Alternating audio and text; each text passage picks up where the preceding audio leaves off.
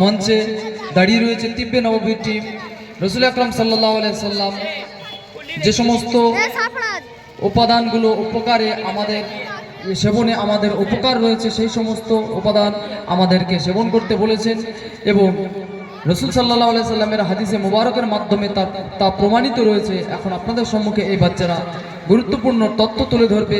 এর উপরে যদি আমরা আমলকারী হয়ে যেতাম তাহলে আমাদের শরীর সুস্থ থাকতো। তো আসুন আমরা নিয়ত করি, যেগুলো আমরা শুনবো শোনার সাথে সাথে এর উপরে আমলকারীও হয়ে যাব। আচ্ছা, সামনে যারা বসে রয়েছে বাবুরা একবার হাত উঁচু করো দেখি। দিনিয়াতের ছাত্রছাত্রী হাত উঁচু করো। কে কে শুনতে পাচ্ছে আমার কথা? হাত উঁচু করো। যারা কথা বলছে তারা শুনতে পাচ্ছে না, কারণ কথাও বলছে আবার কান দিয়েও শুনছে, তা কি করে হয়? যারা হাত তুলেছে তারা চুপচাপ বসবে, কিছুক্ষণের জন্য নীরবতা পালন করবে। চলো বাবু, সালাম দিয়ে তোমাদের প্রোগ্রাম শুরু করো।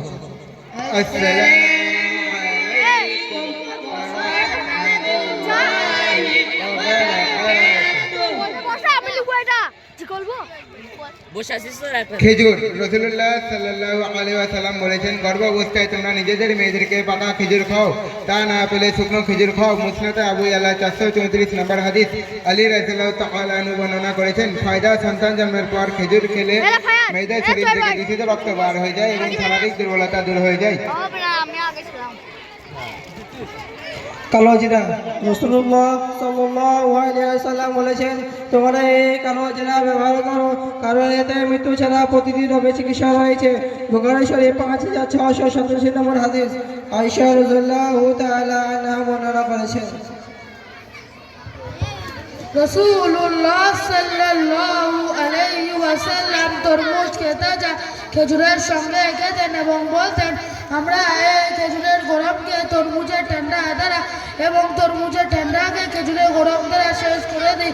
আবু দাউদ শরীফ 3834 নম্বর হাদিস।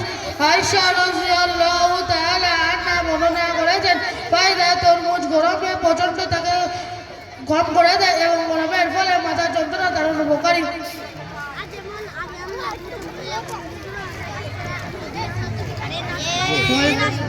ফল ফলাদি পবিত্র প্রকারে আল্লাহ তাআলা বলেন, কুলু মিন সামারিহি ইযা আকমাল। অনুবাদ, যখন কাজে ফল আসে তখন তা খাও।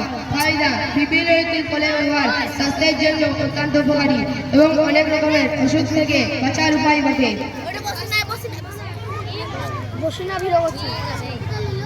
রাসূলুল্লাহ সাল্লাল্লাহু আলাইহি ওয়াসাল্লাম বলেছেন, ডালিমকে তার ভিতরে অবহঞ্চ খাও, কারণ এর পেট পরিষ্কার করে।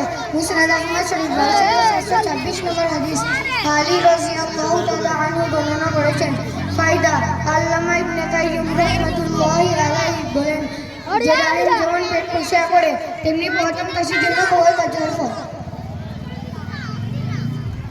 কাকড়ি, রাসূলুল্লাহ সাল্লাল্লাহু আলাইহি ওয়াসাল্লাম খেজুরের সাথে কাকড়ি খেতেন। আবু দাউদ শরীফ 3835 নম্বর হাদিস। জাফর রাদিয়াল্লাহু তাআলা আনহু বর্ণনা করেছেন, ফায়দা, আল্লামা কাইয়্যিম রাহমাতুল্লাহি আলাইহি কাকড়ি উপকারিতা বর্ণনা করতে গিয়ে বলেন, তা পাকস্থলী উষ্ণতাকে ঠান্ডা করে এবং মূত্রথলি ব্যথাকে উপশম করে। লাউ, রাসূলুল্লাহ সাল্লাল্লাহু আলাইহি ওয়াসাল্লাম বলেছেন, তোমরা লাউ খাও, কারণ এর জ্ঞান বৃদ্ধি করে এবং মস্তিষ্কে শক্তি যোগায়। কানজুল উম্মাল 8273 নম্বর হাদিস। আনাস রাদিয়াল্লাহু তাআলা আনহু বর্ণনা করেছেন। মেথি, রাসূলুল্লাহ সাল্লাল্লাহু আলাইহি ওয়াসাল্লাম বলেছেন, মেথির দ্বারা আরোগ্য অর্জন করো।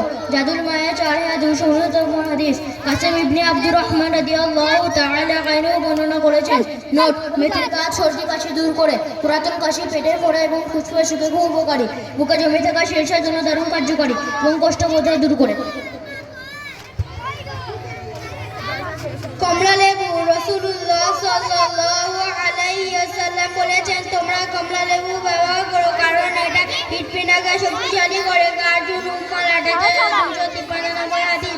ফায়দা, মুখ হাদিসগণে লিখেছেন যে কমলা লেবু রস পেটের আবর্জনা পরিষ্কার করে, বমি এবং বমি ভাব দূর করে এবং ক্ষুধা বৃদ্ধি করে। রাসূলুল্লাহ সাল্লাল্লাহু আলাইহি ওয়াসাল্লাম বলেছেন, নাশপাতি খাও, কারণ এতে হৃৎপিণ্ড সুস্থ ও শক্তিশালী হয় এবং ভূমিষ্ঠ হওয়া শিশুর সৌন্দর্য বাড়িয়ে দেয়। 256 নম্বর হাদিস।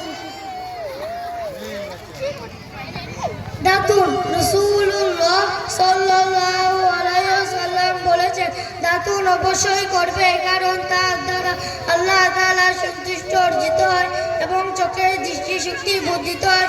মুজাম্মিল আসালি তবরান 7709 নম্বর হাদিস। ইবনে আব্বাস রাদিয়াল্লাহু তাআলা আনহু বর্ণনা করেছেন।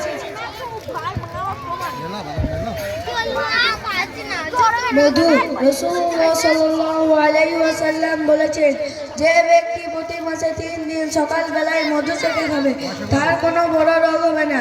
ইবনে মাজাহ শরীফ 3450 নম্বর হাদিস। আবু হুরায়রা রাদিয়াল্লাহু তাআলা আনহু বর্ণনা করেছেন।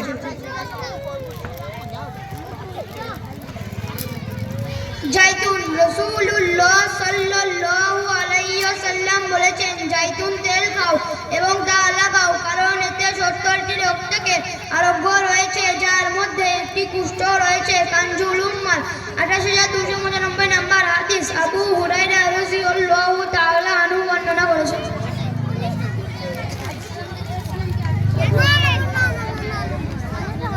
আসসালামু আলাইকুম ওয়া রাহমাতুল্লাহি ওয়া বারাকাতুহু। ওয়ালাইকুম আসসালাম ওয়া রাহমাতুল্লাহি ওয়া বারাকাতুহু। মাশাআল্লাহ, খুবই গুরুত্বপূর্ণ তথ্য আমাদের সম্মুখে পরিবেশন করলো এই শিক্ষার্থীরা। এদেরকে চকলেটের মাধ্যমে এখান থেকে বিদায় জানানোর অনুরোধ করব। যে সমস্ত উপাদানগুলো ব্যবহার করলে আমাদের শরীরে লাভই লাভ, আমাদের শরীর সুস্থ থাকবে পরিপূর্ণ, সেই সমস্ত বিষয়গুলো এরা আলোচনা করলো এতক্ষণ, যা আমাদের সমাজ থেকে বিলুপ্ত হতে চলেছে। কোরআনে কারিমে আল্লাহ পাক ঘোষণা করেছেন, ফিহা শিফাউল লিন্নাস। কোরআনে কারিমে মধু সম্পর্কে আল্লাহ পাক বলছেন, মধুর ভেতরে পৃথিবীবাসীর জন্য রয়েছে আরোগ্য। কিন্তু যদি খুঁজে দেখা যায় আমাদের সমাজের মানুষের ঘরে ওষুধ তো পাওয়া যায়, কিন্তু মধু খুঁজে পাওয়া যায় না। মধু সম্পর্কে এই বাচ্চারা বলল যে প্রতিদিন মধু চেটে খাবে, তার কোনো বড় রোগ হবে না, মাসে 3 দিনের কথা বললো হয়তো। তো এই মধু যদি আমাদের ঘরে থাকে তো আমাদের শরীর সুস্থ থাকবে ইনশাআল্লাহ। কিন্তু ঘরে খুঁজলে গ্যাসের ওষুধ পাওয়া যাবে, অন্যান্য রোগের